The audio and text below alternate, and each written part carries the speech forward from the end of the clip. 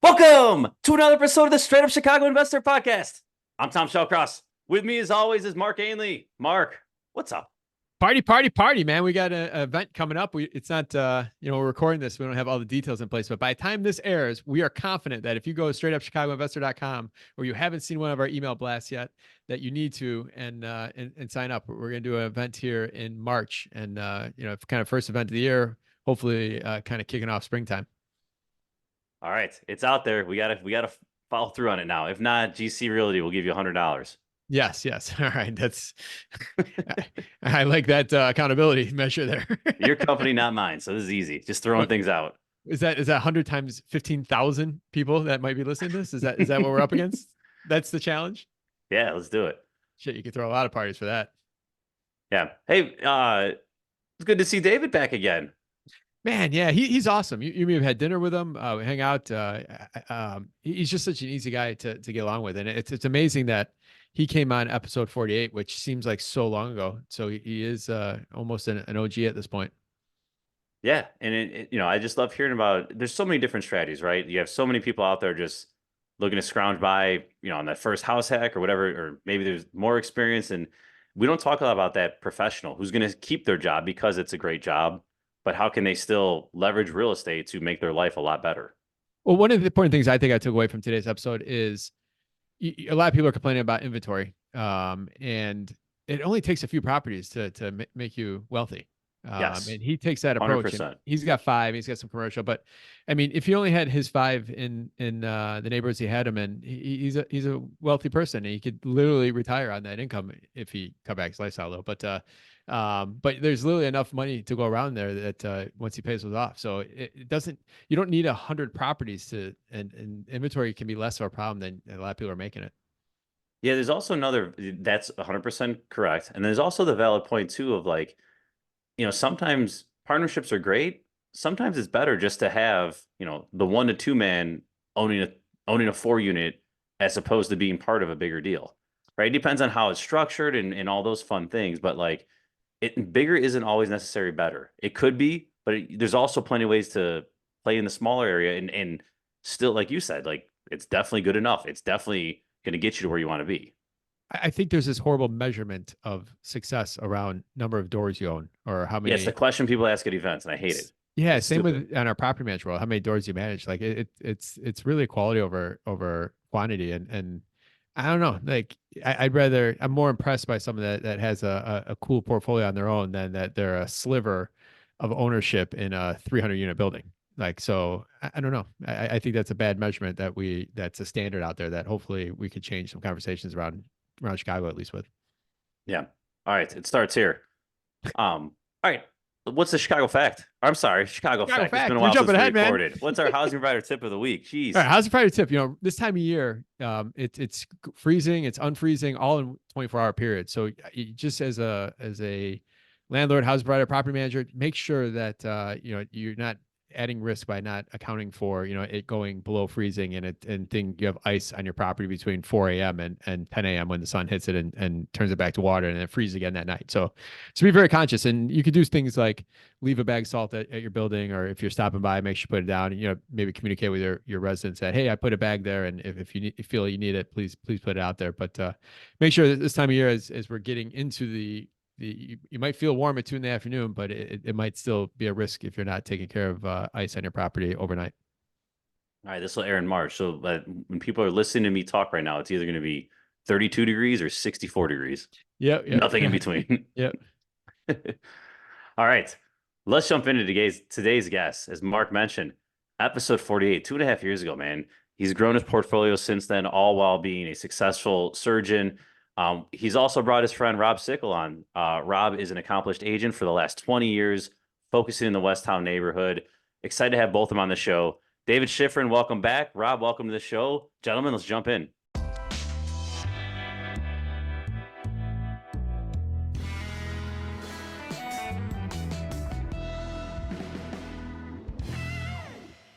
Dave, welcome back to the show. And Rob, welcome for the first time. Good to see both of you. Thanks. Thanks for having me. All right. We're excited to have you. As we mentioned, episode 48. So David, that was 2.5 years ago. That was, I mean, I know you and I have talked multiple times since then and hung out, but man, our listeners, they haven't heard from you in a while. And at that time, if for those who haven't listened to the episode, you know, you bought your office down in Motor Row, you're starting to dabble in real estate with a deal here or there. You've grown this thing. Let's give a high level. What have you been up to in the last 2.5 years in the real estate realm? Yeah, so I really, got established here in Motor Row. Love the location. My patients love the location, and in over the last 2.5 years, we've acquired five. I personally acquired five multifamily buildings, and we've focused on growing that aspect of my real estate holdings. All right. And I see we have Rob here. I'm assuming he's had some part of this. Yeah, Rob's my agent. He does a great job, and we'll get into some of that. Sounds good. All right. So I guess what, first off, what spurred the initiative to keep scaling? Was it because the first deal was so good, or was it, hey, this was always the plan? I think for me, like anybody else, I really like what I do, but it'd be nice to have some income, be able to replace earned income over time. And this is viewed it as a very good and long-term investment. When you compare, stock market returns over long-term versus real estate returns, I personally like real estate returns better. And I like the idea of getting cash flow on a monthly basis once the real estate is paid off. Got it. You don't have to share the specific number, but is there some number you're chasing? Like, hey, as a doctor, you're probably doing very well. There's no pension, right? You're not a firefighter. Is there some real estate number where it's like, this is the cash flow number where if I get to here, I'm feeling good? Or is it still just, hey, let's keep growing this and see where it goes? Yeah, I mean, I think philosophically, everybody wants to just sort of replace all their earned income, and obviously, I have a family and have to support my family. So the number is basically what we spend on a monthly basis.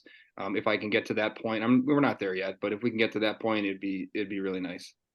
Yeah, well, you're on your way there, and you've acquired some, more important than even the cash flow. These are good buildings you have, right? These are not, just there's some cash flow buildings where they might pump out cash flow. They're gonna be the same value 2, 3 years from now. And not to get into philosophical this or that, they're just two different strategies. But these are some really good buildings you have.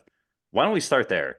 I'd love to hear, maybe we want to break down the one where you split the lot, or if you wanted to give an example of maybe a neighborhood that you like playing in and a specific deal that both you and Rob can talk to.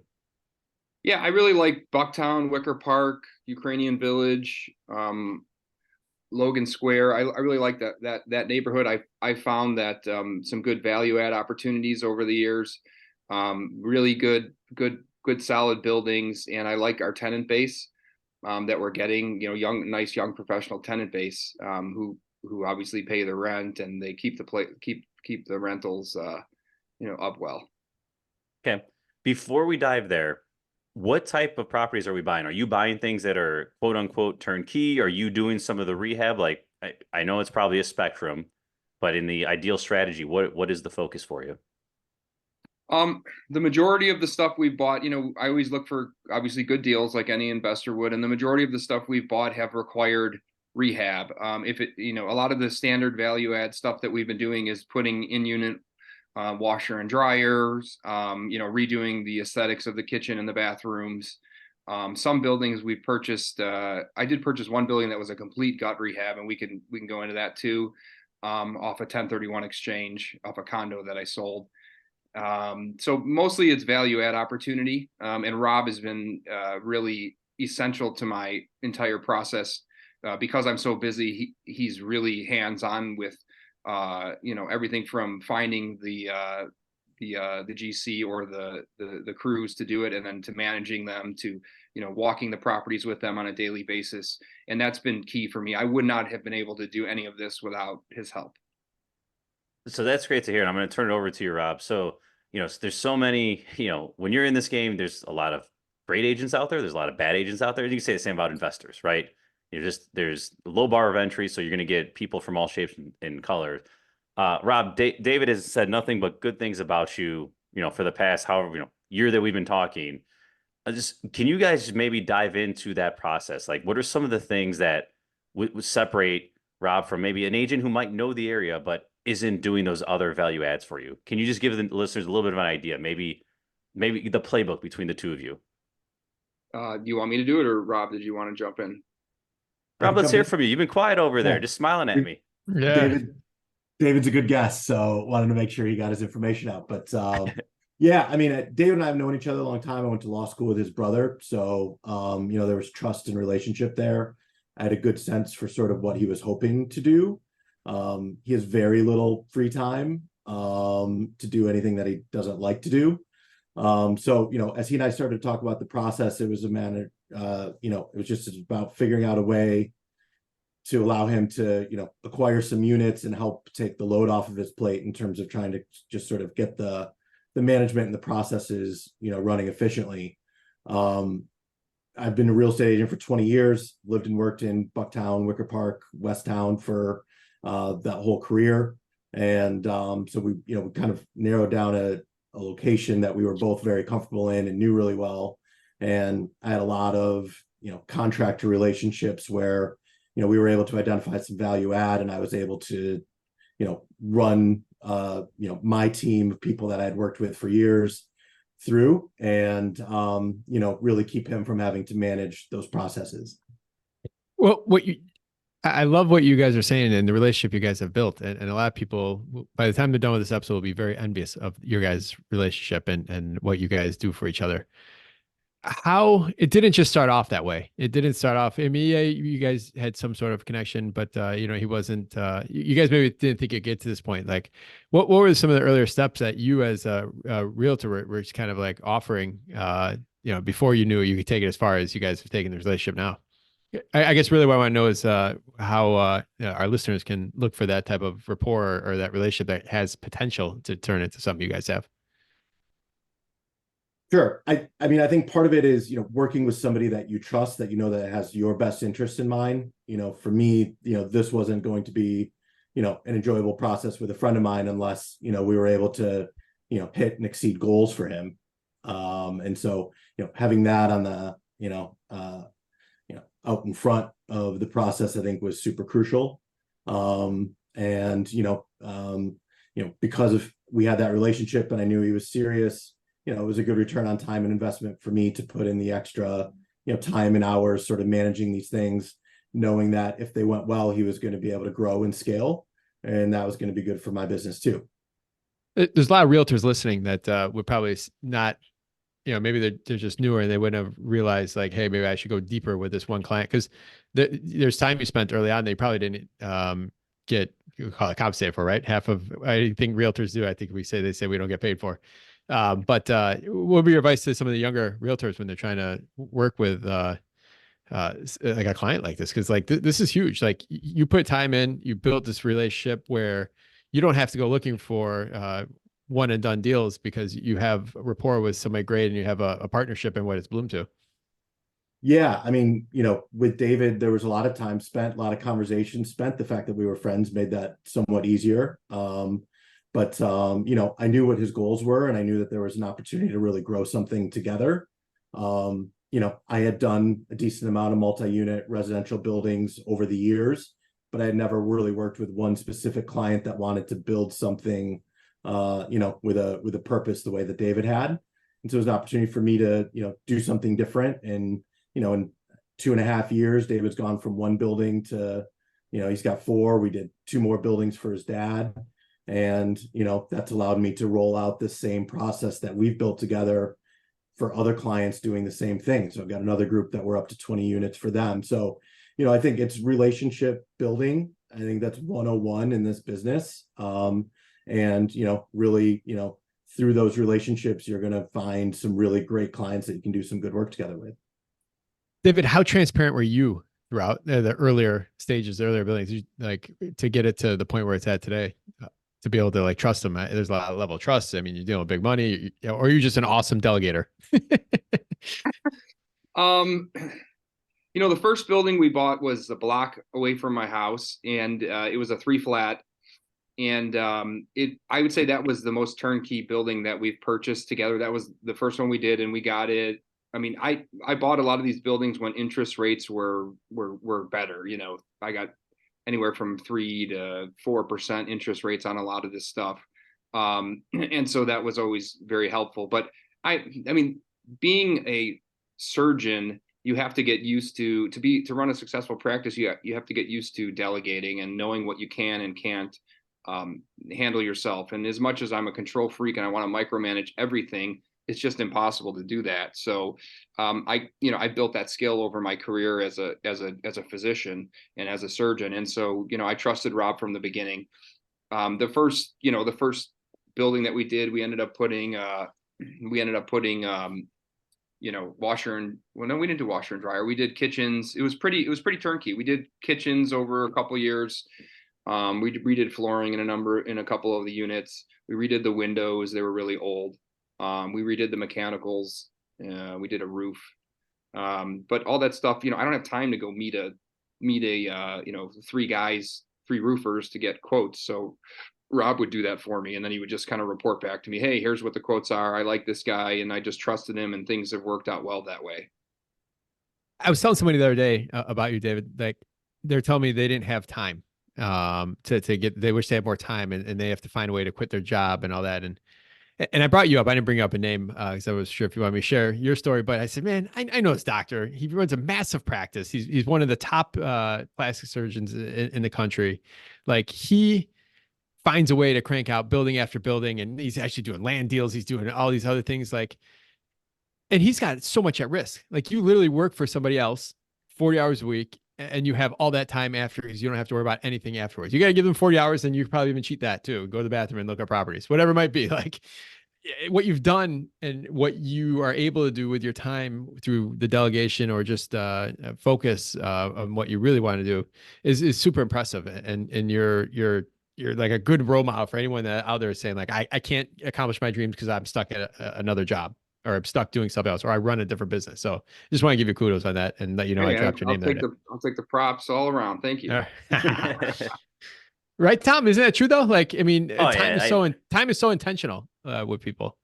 You had a good point. This is a couple months ago. You made me read the Elon Musk book or whatever, where it's like, all right, the next person to complain they don't have enough time, and it's like, this guy's trying to go to the moon, like changing the way we consume, like, it just, all the things, and it's like, this guy has the same amount of time as you do. Like, figure it out, man. Like, live with some purpose and figure it out.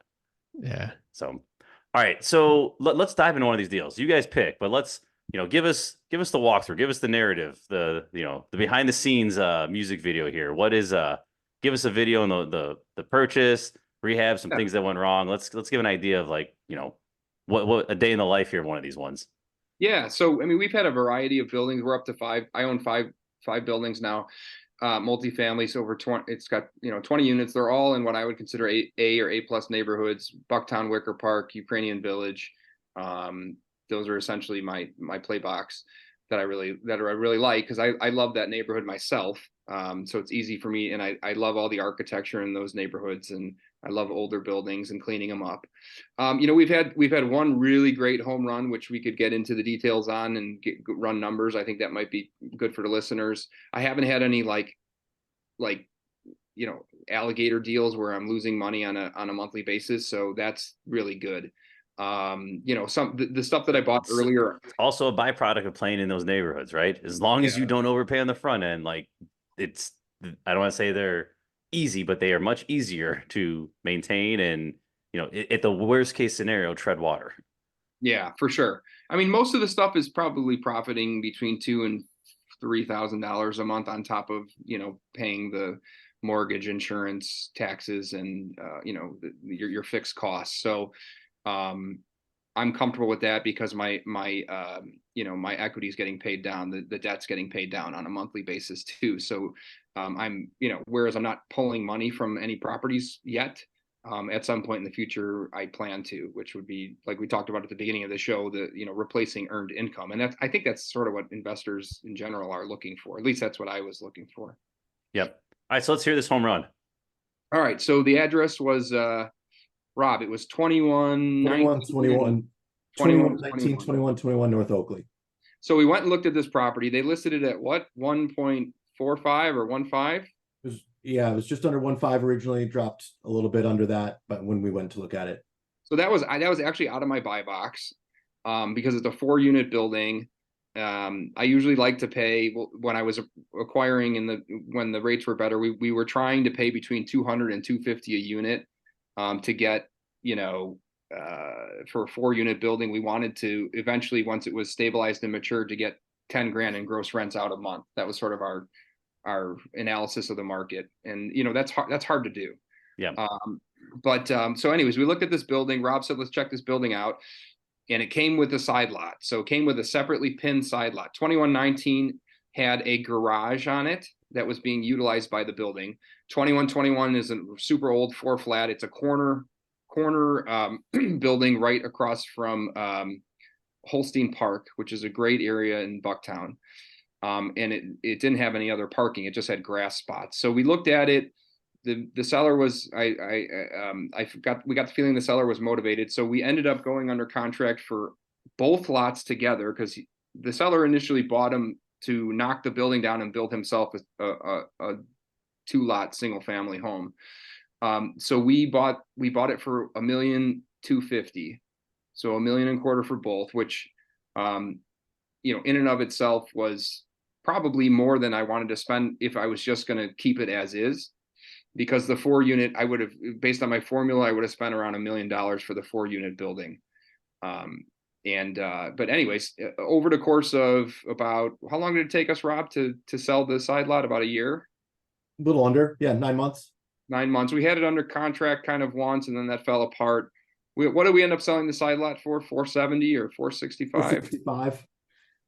It was a little complicated. As much as it was separately pinned, it was in this gray area of whether or not you could really legally separate it and sell it. We got a variety of feedback on our plan and how doable it was, but there was no encroachment from the building onto the lot.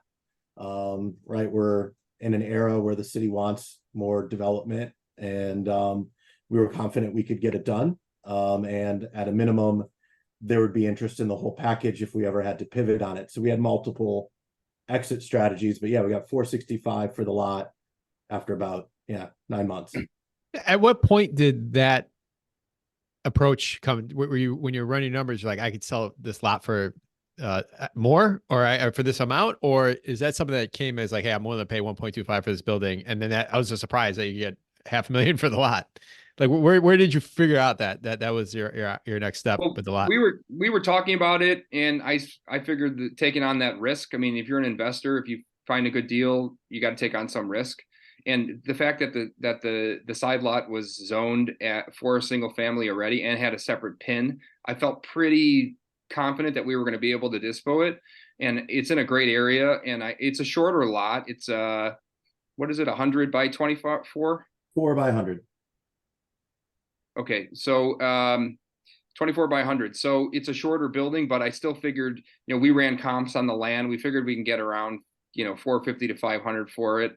And then, like Rob said, if we weren't able to, we could have just, repackaged off the two of them and sold it that way. And probably after we cleaned the building up, we probably could have made a little bit of money on the deal anyways. But I'm in the long-term hold, process. That's my plan here. So I don't want, and we talked multiple times about, well, should we just put the whole thing back on the market? And I never wanted to sell that building. That building's great. We did a little bit of work. We probably put, what do you think we put into that thing? Under 50 grand. I mean, not a ton. 20 to 30 probably at this point. 20 to 30 grand into it, redoing some of the units. And I think we're up to about just under 10 grand a month in rents. Which you basically got now, just doing math here. So you went under contract 125, or it was just over 1.2. You sell off at 4, you got some holding costs, whatever it is, but you basically got this 4-unit pumping out 10 grand a month in gross for around 800K ish, right? Like somewhere, not exact numbers, but somewhere around that. Yeah, that sounds, yeah. 785 is what we ended up paying for you can look at it that way, what we paid for the 4-unit. And the way that we dealt with the parking was, because we lost the parking garage, we had a big piece of grass that we were able to just concrete, and now we have 3 parking spots there. So we actually have 1 additional parking spot than what we had initially. It's great. So you had I love how you said it. You have to find a good deal. You have to take on risk, right? If you're not feeling that feeling your stomach is probably not as good of a deal as you think, or yeah, it sounds good. But you had multiple exit strategies, and that's where I just want to point out that's where that risk ends up diluting itself down the road, or the potential for that risk. So Yeah, if you have, sorry, I'm interrupting, but man, like if you have that little bit of defense, you can take a bigger swing, yep, right? It's yep. just baseball. If it's a 3-0 count, you can take a huge freaking swing. And it's 0-2, you probably can't. But like when you put the chips in your favor there, like you can take big swings, and people miss that all the freaking time. Yeah, so I was, that was the best deal we had so far so far on all of our stuff, just because the selling of the side lot really dropped the overall purchase price down, which was great. Yeah, So what did they do with the side lot then? They're building a single family? Developer bought it. They actually have a single family, and they did really well on it too. Rob, do you want to run the numbers on Yeah. what the developer did? Yeah, I mean, he bought the lot for 465. I don't know what his construction costs were, but they put it under contract or put it up on the private market and put it under contract. I think they listed it at like 1.7 or 1.75. So that was a good deal for everybody. There was a lot of money made all around. Good stuff. Hey, I just want to bring one little like comment for our listeners. And I'm not a zoning expert, talk to an architect, talk to the zoning attorney. If you have like, let's say the 125 by 50 and you want to, you don't have separate parcels already and you want to split those, you can split them, but the zoning still is for the entire lot. You don't get, if it's R2 or R3, whatever it is, it's counting both sides of it, even if you split the parcels. Because I've run into that before where all of a sudden it's like, yes, it's a separate parcel, but by right, you cannot add another unit. You already have reached your maximum with the building that is already there. So it's not just about splitting the parcels. You also have to make sure that zoning will accept that. If I articulate that correctly, and if I confuse more people than not, I apologize. Yeah, no, you're right on that. And that's one of the complicators for ours is we had a 4-unit, right? It was an RS3 lot. We had a 4-unit on one that didn't encroach, but from a zoning perspective, we already had more units than should be on the you're grandfathered in, but you couldn't have built that. You couldn't knock it down and build a 4-unit there. Exactly right. Yeah. Cool. All right. So you get the juice going there. Where else? All right. What did you take that funds and do? Like, how did it work? Like financing wise? Because you had a mortgage for whatever. You sell the lot. Like, how did that affect the financing? So when I first purchased it, I told them that was my plan. And so I put a commercial loan on it, not up to a 4 flat, you can do a 30-year fix, Fannie or Freddie, but I wasn't able to do that because I knew that I wanted to parcel off the side lot. So I put a commercial loan on it, and essentially the sale of the side lot paid that half of that one of the commercial loan that we had in place off, and they released the loan lien. And then I think I ended up with like 100 or 125,000 that I just used for personal expenses. Got it. So it wasn't a refi then. They just took the loan balance down by set amount plus cashed you out. Yeah, I mean the building itself had, whatever percentage of the loan on. I had two separate loans, one on the building, one on the side lot. Got it. So and that side lot loan's like in the 3s. You sell it for 460, it pays off, and you got minus 125, so it was probably 340 on the side lot. They paid the bank off, and whatever the cash difference was, I got. And all our listeners right now are going to go on the MLS looking for those 50-foot lots now. Is that I don't mean to go down a rabbit hole. Is that a taxable event then, even though it's partial of another parcel? Or how does that work on Uncle Sam? Yeah, so with my accountant's very conservative. And the value of the land was about 500. So it's not really a taxable event because the sale price was 465. So technically it was a capital loss, not a capital gain. Okay. That's but I personally would have liked to have taken that capital loss against my taxes, but my accountant said he doesn't want to do that because he didn't want to, have any, he was just conservative with it. He felt like that might raise a red flag with taxation. So basically, if I ever sell the other building, then we'll get the capital gain loss on the side lot. We can make multiple jokes about conservative accountants right now, but we'll hold back and be good. It's only an hour show, man. All right, so I want to talk. Let's take one step back. How are you guys searching for properties, right? Like I'm assuming, Rob's got you set up on the MLS. You're getting automated searches, but something comes across that might look good. Are you guys, you got to act pretty quickly in this market. David, you don't have a lot of time. Are you just sending Rob and taking his word for like, hey, I think it's going to be 100K rehab. I think we'll get this in rent. Like, talk to us about that process, because I feel there's a lot of either out of state investors or people like yourself that don't have time like me where I can just run out there tomorrow or tonight or whatever. Talk about that process and how you're able to do that. Yeah, so Rob set me up with Zenlist, which is essentially, his ad properties MLS feeder. I actually look at it kind of every day. I like real estate a lot. It's sort of a hobby of mine. So I look at it every day, in between. If I have downtime in the office, I'll just peruse stuff and then flag stuff to that's held in the favorites folder, if you will. And then if I ever get to a point where I have enough cash flow to make a down payment purchase, then we'll batch like 5 or 6 properties and go look at them together. And we've done enough of these to kind of have an idea of what the rehab, what we'd want to do for the rehab, what the rehab would be, run our numbers, try and figure out, do our analysis and figure out what the right purchase price would be. And we do that together. So I'm still pretty involved, even though Rob helps, but I actually enjoy the acquisition portion of it. It's the management side of it that I'm not so involved with. I have my practice manager is my property manager, so she fields all the phone calls for the tenants, and then she usually runs that stuff by Rob. So half the time I don't even know what's going on in terms of like, if somebody's got a boiler out or AC's not working or whatever, then they just handle it with our handymen. And then the only reason I know something went down is when I see that a check came out of that account. So you're a deal junkie. I love it. I love it. That is the fun part. I still find no matter how busy I am, I find a way to look at properties every day for the most part. Yeah, I like the acquisition piece of it, and the negotiation. I enjoy that process too. And another quick little piece of that is, we've had a lot of success waiting for stuff to hit like 100 days of market time. There's the new stuff that comes on the market. Those can be very competitive and can move somewhat high numbers. We find stuff that's maybe priced a little high, that needs some value add.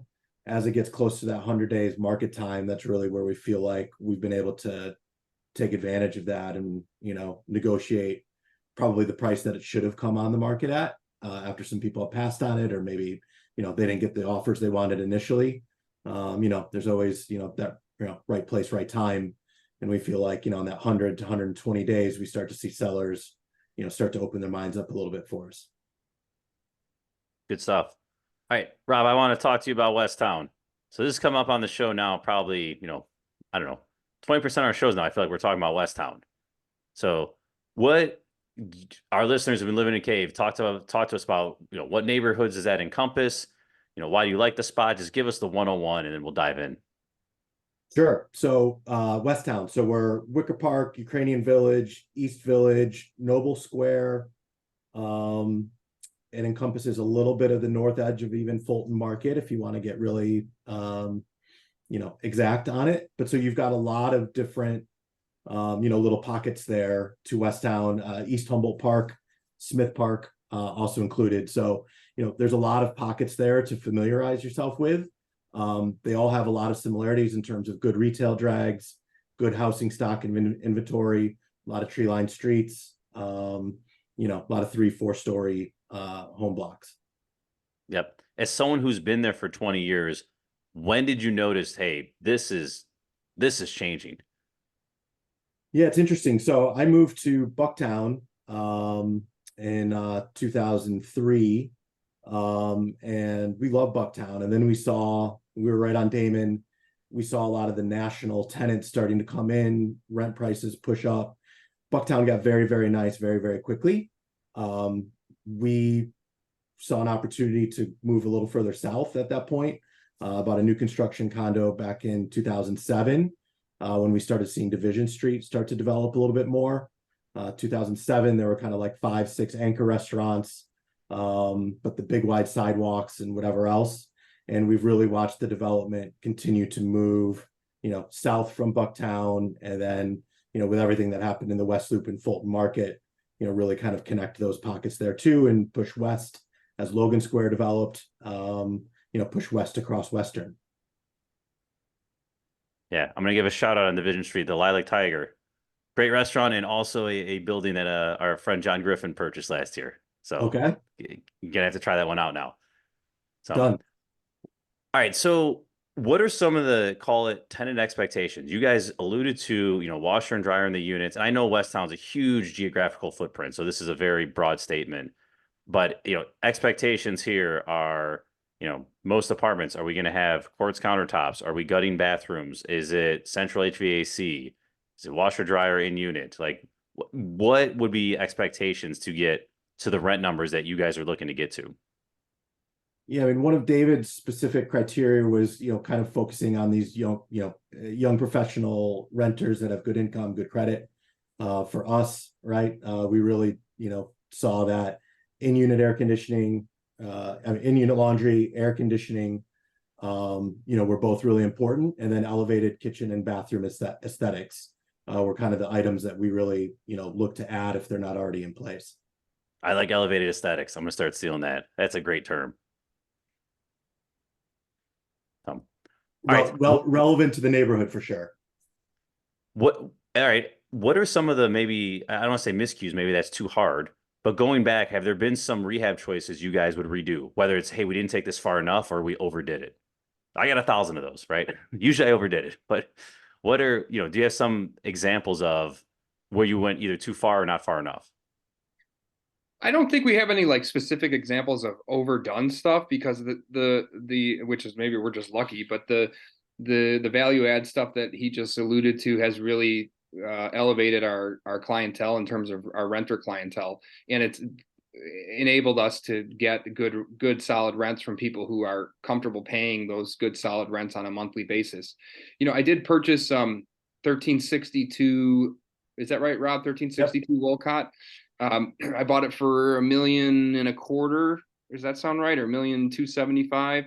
1,275. 1,275, and that was a complete gut rehab. That had no central air. It had boiler. It's on an oversized lot. It's a really big lot. It had a 1-car garage in the back. We knocked down the 1-car garage and put up a parking pad, so we have up to 8 cars. So each unit has a private 2-car parking in the back, in essentially the heart of Wicker Park. I love that location. We did permits, we did a GC, architectural drawings, all that. I don't particularly love that process myself. Whenever I've done construction, I don't want to say it's like a license to steal for general contractors, but in a lot of ways you get, your budget kind of goes overboard, and it's hard to say no to stuff that you want to do. So that would be one that my process, I actually prefer to buy, value add opportunities like our other buildings instead of gut rehabbing. But it is a successful building. I put it under contract with a commercial loan. So it was a 4% interest rate, which I'm happy to have still today. And that rolled in the rehab budget on it. And I funded it with a 1031 exchange off of the first condo I ever bought and then sold.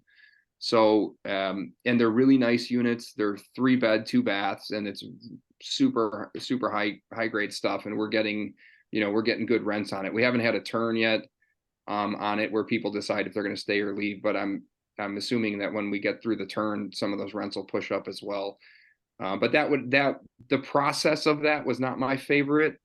That's felt more risky to me, having to come up with extra cash flow, because you always go over on when you do construction like that. It's almost impossible to stay to the budget. So that would be like not a gotcha, but a personal gotcha, if you will.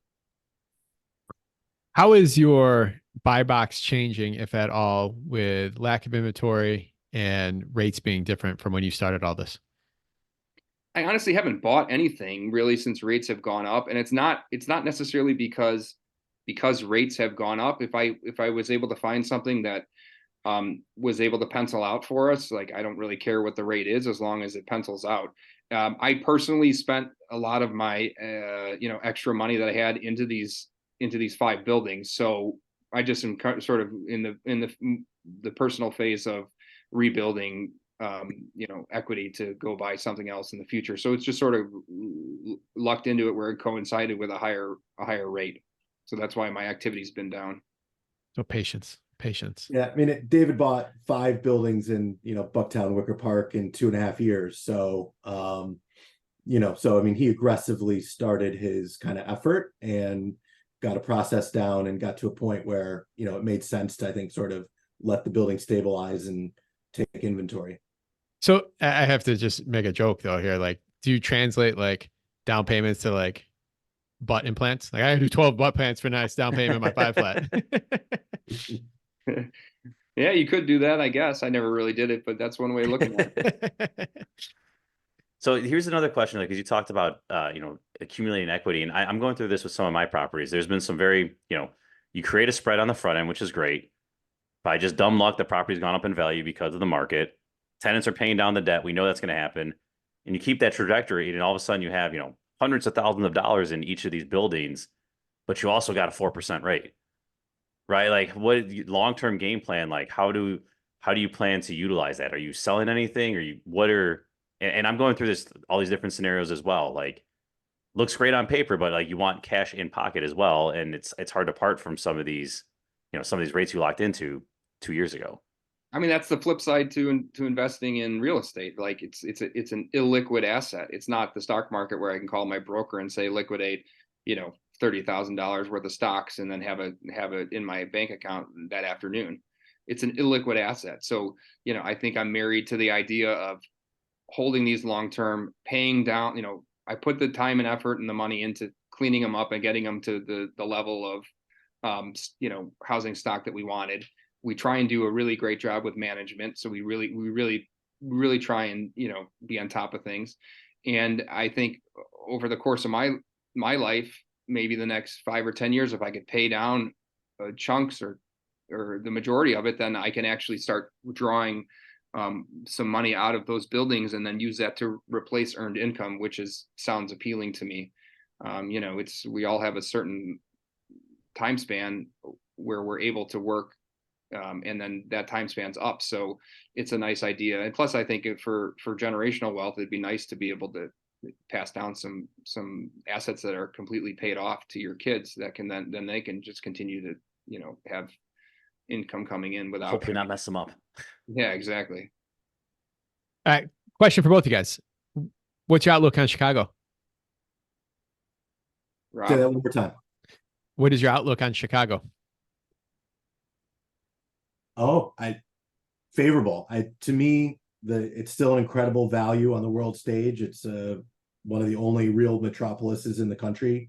It's super livable. Going through some growing pains, which I think a lot of the big cities in the country and the world are right now. But I think we're going to come out of this really, really, really, really well.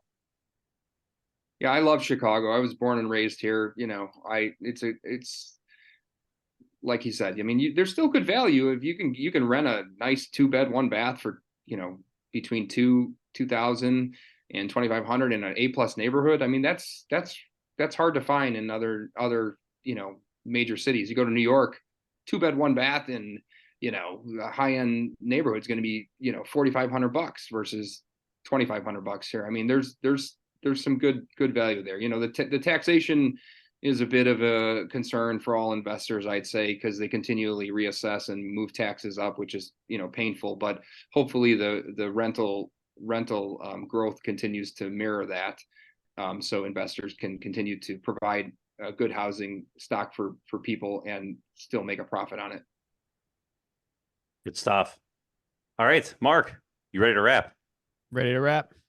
All right, I'll ask you guys both this question, or you guys can ask it as a team. So what is your competitive advantage? How have you guys been able to work together as a team while so many other investors or realtors wish they had this type of relationship you guys have? Ooh, that's a good rephrase. That's a good one. I think in one word, just trust.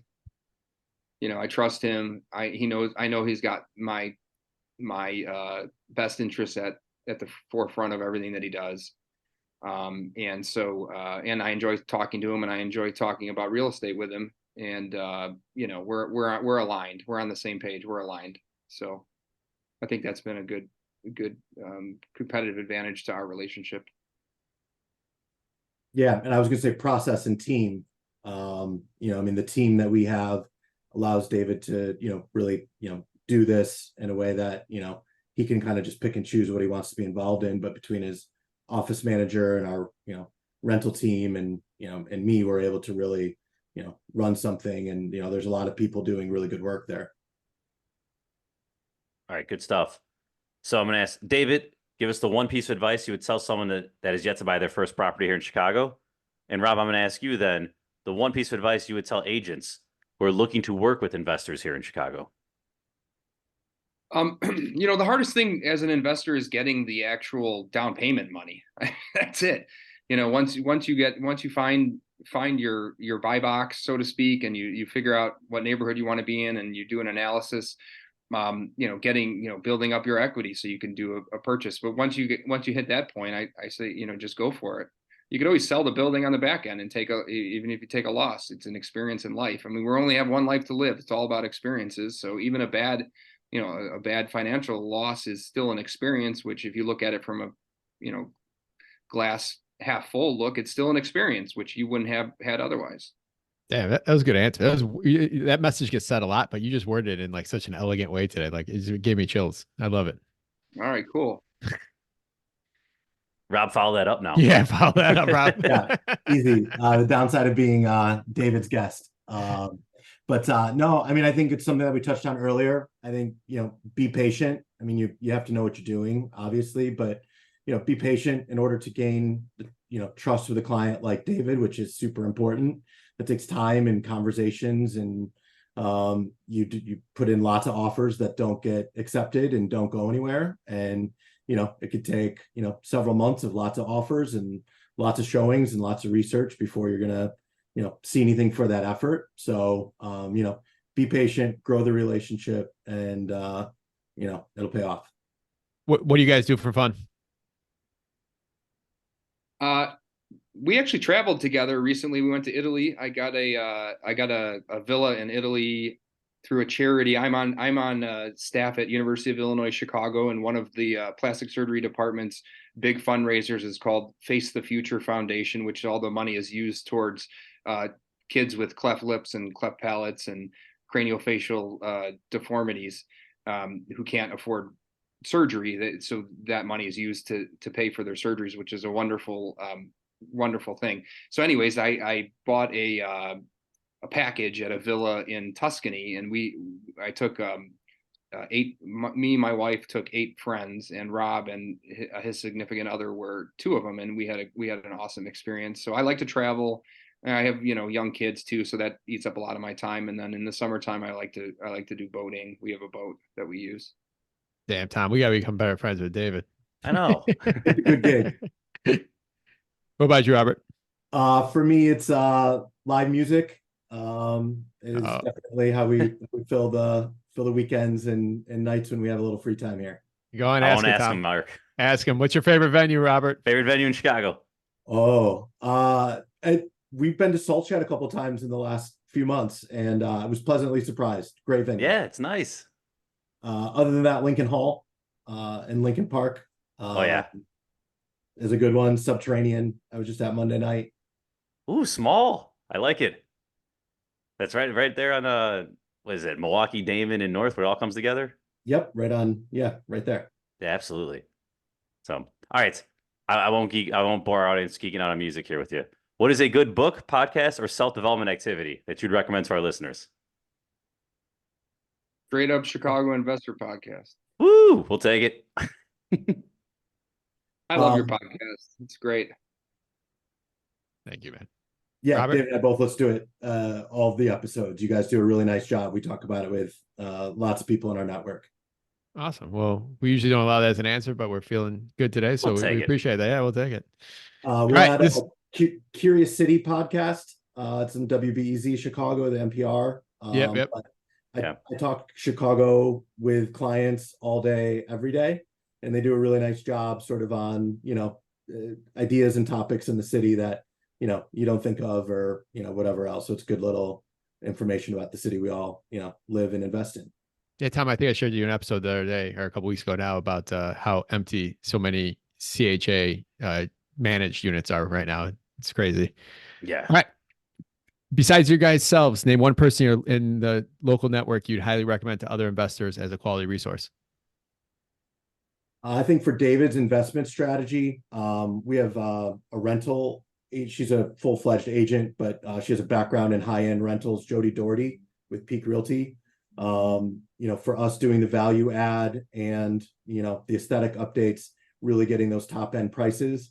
She comes with a lot of, valuable knowledge and insights on, time of year to rent and, what schedules to get your leases on and, how high she can really push those numbers. So I think she's a real integral part of the team here. Jody does a great job. She's super well put together. She's extremely professional, well spoken, and she manages my expectations where she'll tell me what the rental's probably going to be if we do XYZ value add. So we actually consult with her before purchasing. That's how integral she's been to our process. And then on the back end, a lot of times she'll beat the number that she told me, which is always awesome. All right. So we're going to force you guys to make an introduction to her because it sounds like she'd be a great guest on the show as well, too. Definitely. Great people to talk to at a meetup. You want to know what rents are going for, who's got a pulse on the rental market, like leasing agents. They know they're there every day, tenant expectations. They got a lot of firsthand data to share with you. And that's an industry that changes a lot seasonally. And, Yep. having an agent that's really, tracking that and understands it. It's, I've been selling real estate 20 years and, she has more insight and expertise in all of that than I do. Yep. All right. Thank you guys so much. You provide a ton of value to our listeners. How can they learn more about you? Is there any way they can provide value to you? I'm happy to talk with people about real estate. We do have a website, elitechicagoproperties.com, which shows, I think we've got 4 of our 5 buildings up on there. It's not really the greatest website, but it's kind of fun. It's got pictures and stuff like that. But people can always reach out to me through that website. There's an email address. They could reach out to my property manager, and I'm happy to chat with people. For me, my cell phone number, 312-550-5553. Love talking real estate. Love talking about what Dave and I have been doing and what we've been doing with other clients. And would welcome anyone reaching out. Sounds good. Your phone will get hit up. And Mark, our goal is to get big enough where people cannot give their phone out. Yep. I like that. It'd be too big of a hassle. I hesitated. That's where we've made it. All right. That's my lifeline there. Awesome. All right. Chicago Fact. Who we playing for? All right. So today's sponsor is Josh Stiglman from State Farm. But this is what, I don't know if you know I did this, Tom, but I went on the Straight Up Chicago Investor Club Facebook page, which if anyone's out there, please join because there's a lot of good information on there. And I asked the question, I asked the first person to say anything nice about Tom will now, you'll get to be part of our Chicago Facts. So Juan Castro came back and said, the first time I met Tom in person was the 100th episode bash. I was mingling and came up to him and asked who he was and that if he's been listening to the podcast, and he didn't know your face. He was at the party, but he didn't know he was even talking to the host, and you're such a nice guy and you didn't even flick him off. So since he was the first comment. All I had to do is not flick a dude off. This is easy. And that was a picture I put in there. I found that online. It's 18-year-old me. Nice. I don't know where that's from, but I still don't have hair. I Googled your name and I did. But anyways, we are playing, Juan is playing today for a $50 gift card brought to you by State Farm. All right, perfect. All right, so, and this one's answerable. Plus you got 3 of you guys. It's multiple choice, so you guys got this. All right, we talked about Westtown on the show. All these streets pass through Westtown except, so I'm going to give you 4 streets. 3 of them will pass through Westtown at some point. 1 does not touch it. And your options are California to the west, Armitage to the north, Halstead on the east, Grand on the south. 1 of these does not pass through. I'll take Halstead. Yeah, it's too far east. I would have said that. Yeah, I would go with Halstead. Armitage. Hey, they're proving the broker over here. Nice job, Rob. It only goes up to Bloomingdale going north. Oh, Does not yeah, get to yeah. Armitage. Oh, Nice. man. Nice job. It's kind of a tricky question, guys. Don't feel bad. It gets just a piece of Halstead there on the east side.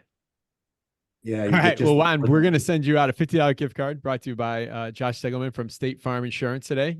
Thanks to Robert saving my butt and getting the question right. So, man, that was an awesome show, guys. Robert, thanks for coming on. First time. David, thanks for coming back. Episode 48. You're if we get farther long enough, you'll be an OG when we come to saying 48. So excited about making you an OG. Listeners, check out our what was it? Oh, YouTube page. That's what I knew I had something important I want to say. Our YouTube page. Now that we're recording 20% of our shows in person, it's a whole nother level that we have on our YouTube page. So go to straightupchicagoinvestor.com on YouTube, subscribe, leave comments, leave feedback, let us know any way that we're doing a good job. And if you have complaints, don't send it to us. So David, thank you. Robert, thank you. Tom, thank you as always. Listeners, we'll see you next week. Thanks all. Thanks for having us.